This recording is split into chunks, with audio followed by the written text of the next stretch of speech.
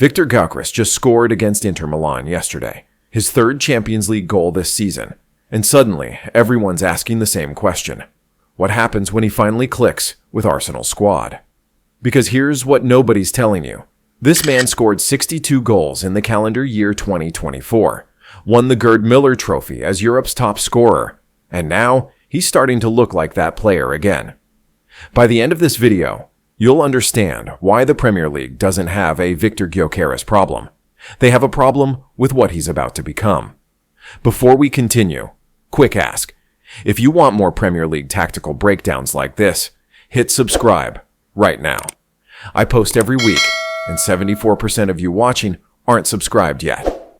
Takes 1 second. This isn't about a struggling striker anymore. This is about the moment before the explosion. The numbers everyone forgot. Let me show you something that'll change how you see this entire situation. Everyone's been focused on Gyökeres' 5 Premier League goals in 20 matches for Arsenal this season, calling it a disappointment, calling it a flop. What they're ignoring is what he did before joining Arsenal in July 2025, 62 goals in the calendar year 2024. Think about that number. That's more than Erling Haaland, who finished with 49, more than Harry Kane, who had 46, more than 39-year-old Cristiano Ronaldo, who scored 43. Viktor Gyökeres was the single highest scoring footballer on planet Earth in 2024. At Sporting CP across 2 seasons, Gyökeres scored 86 goals in 102 games, won back-to-back Primeira Liga titles, won the Bola de Prata as league top scorer twice, was named Portuguese Player of the Year twice, and won the Gerd Müller Trophy as Europe's top goalscorer for the 2024-25 season. In Champions League last season for Sporting, he scored 6 goals in 7 matches, including a hat-trick against Manchester City at the Etihad in a 4-1 victory, becoming the first Sporting player to score a Champions League hat-trick in the modern era. Before I explain what changed, you tell me, do you think he forgot how to score, or is something else going on? Comment your take right now. The man Arsenal signed for £54.8 million in July 2025 wasn't some unproven talent. He was literally the most prolific striker in world football. So what happened when he arrived in England? The tactical mismatch. And this is when things get really interesting, because the problem was never about Gyökeres.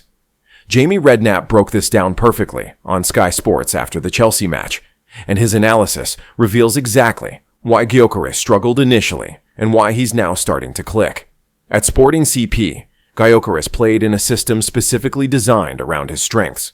2 wingbacks who would deliver crosses from wide positions with their stronger foot, right-footed right wingback, left-footed left wingback, crosses coming in perfectly for a big striker to attack. Gyökeres knew exactly where the ball would be, could make his run across the front post, and finish. But here's the crazy part. At Arsenal, Bukayo Saka plays on the right, but he's left-footed. So when Saka gets into that crossing position, instead of firing it across the face of goal like Gyökeres expects, he wants to chop back onto his stronger foot.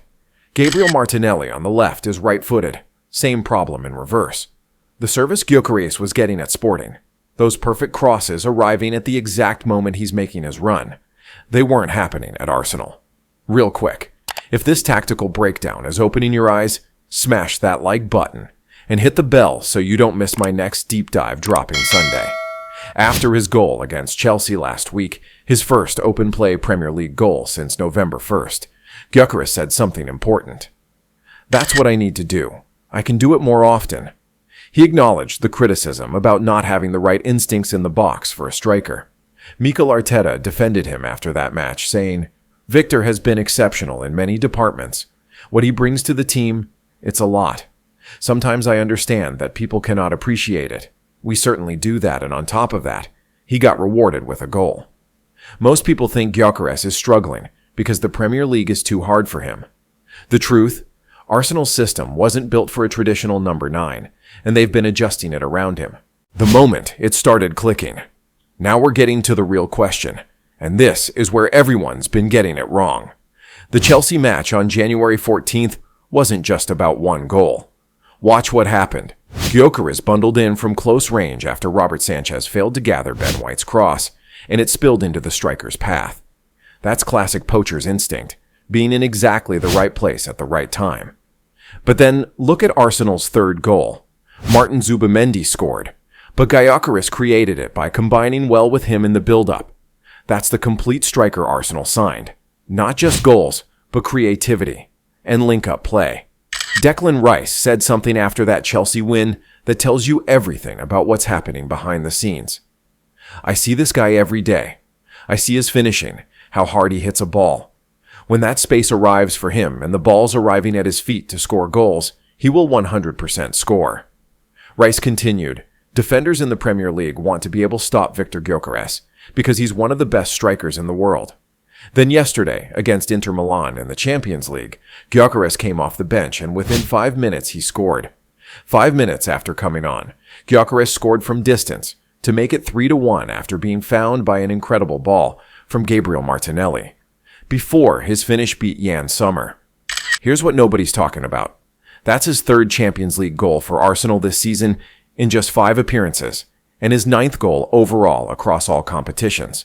He's performing better in Europe's elite competition than in the Premier League, which tells you this isn't about quality. It's about adaptation and chemistry. Arteta's reaction after the Inter win was telling. His jump-in had a big effect. We really needed him.